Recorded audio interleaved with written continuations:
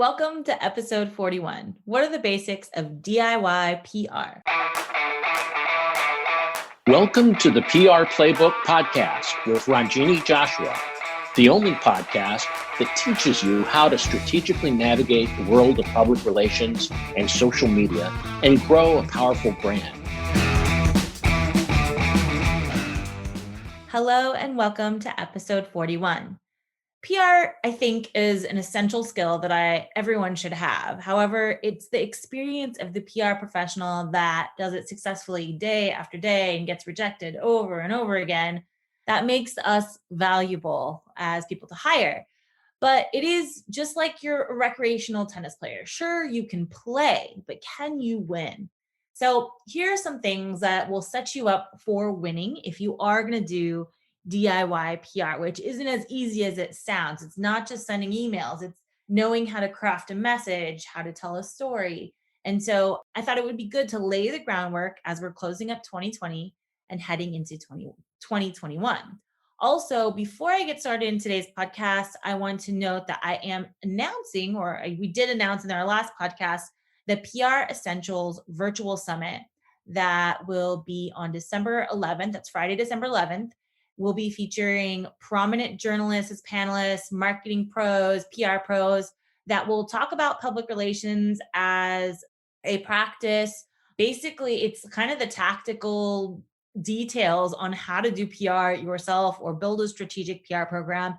And then you'll hear from journalists on the state of the media and what they're going through and what they hate from when they get pitches and stuff like that. So I thought it would be great to bring together a collection of PR pros, marketing experts, and journalists to kind of give you some insights on how to create your own strategic PR plan. So this includes a series of talks and workshops that will take you basically through the whole entire PR process. So check out our website, www.thesilvertelegram.com. If you go to the event section, the PR Essential Summits, there's a page there where you can register. You can register for the talks for free, and the workshops are a small paid workshop. And then there's like a VIP section where you'll get a bunch of worksheets and materials. So check it out on the Silver Telegram, www.thesilvertelegram.com.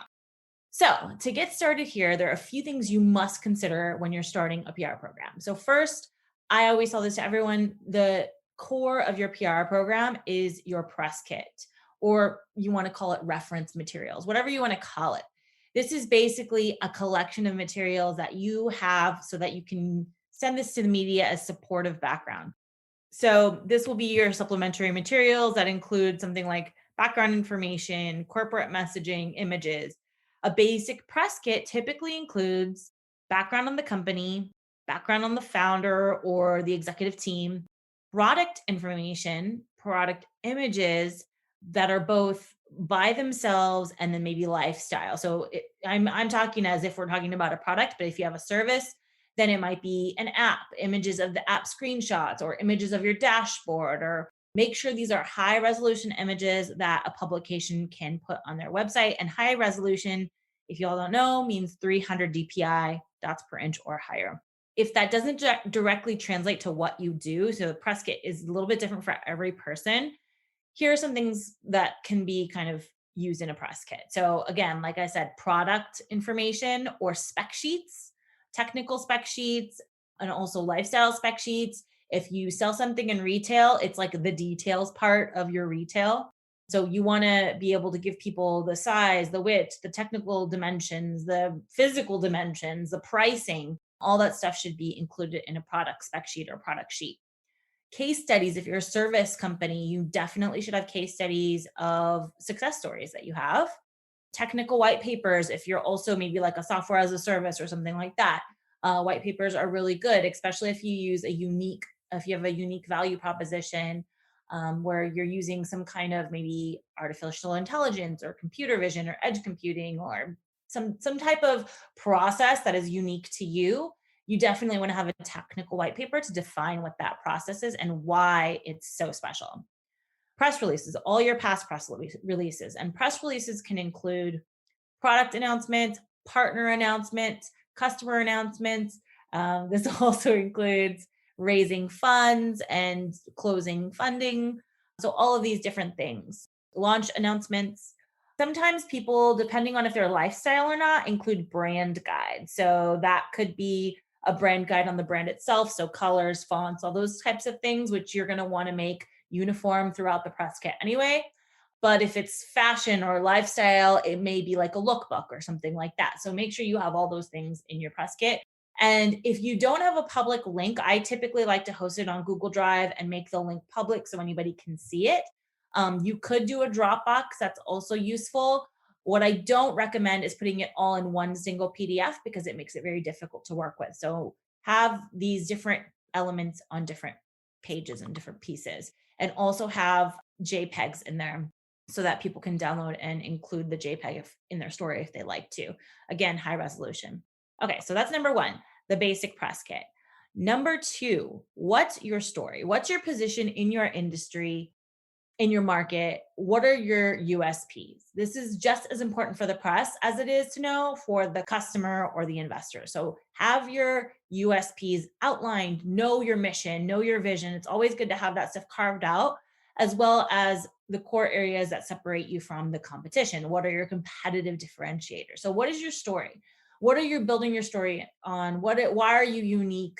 Why should the press cover you? And why should people, support your brand?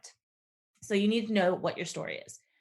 Three, know your competition. And this is what I find like the most useful, especially for PR people, is find out, first identify who they are, and then find out who's been writing about them and what they've been saying. Because typically, if you found out the areas that your competition is having to play against in the industry, you're going to have to play against those things too. So you can kind of proactively combat challenges and issues that might come up from reporters by seeing what other reporters have written about your competition. So see what news they've been included in. And typically I go back 6 months. And so I just use a really strong Google filter.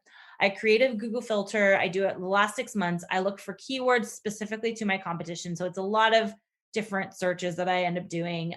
And then I look at the news tab. So look at the Google News tab to see which news outlets have covered them, not the all tab, which is like every website that's mentioned them, which could be kind of skewed a lot by SEO.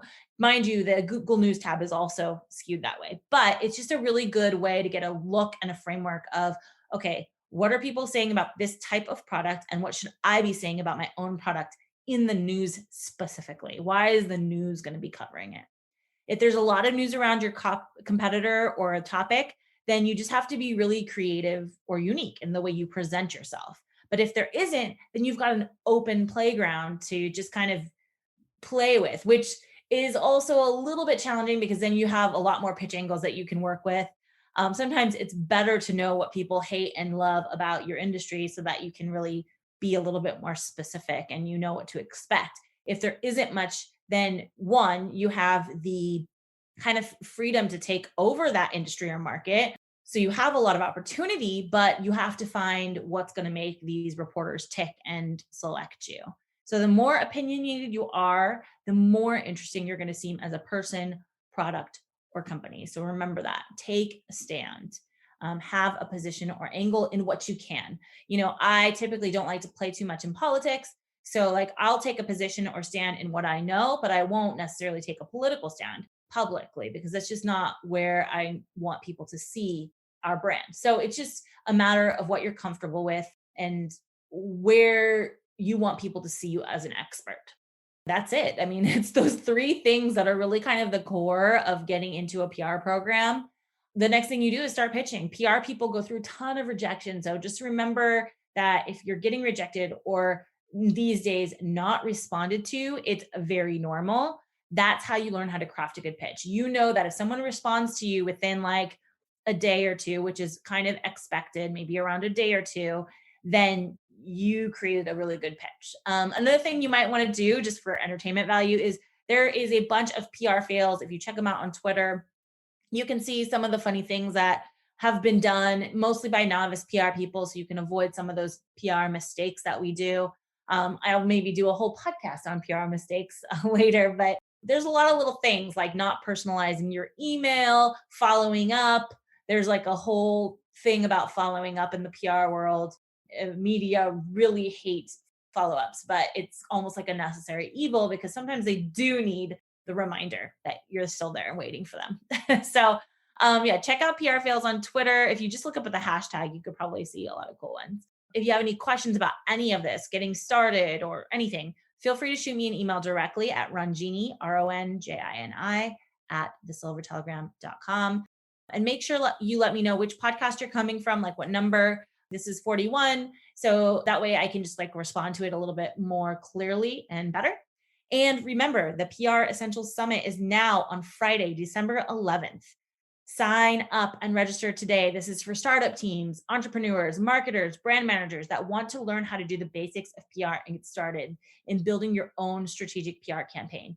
You'll hear from journalists, PR professionals, copywriters, investors, other experts on insights on how to pitch and place yourself into the media successfully. It's going to be very, very useful. You can craft your whole PR and marketing campaign for 2021 in one day. Well, maybe in a couple days, but you'll get all the guidance you need in one day. And then also, if you register as a basic all day attendee, you'll have access to worksheets.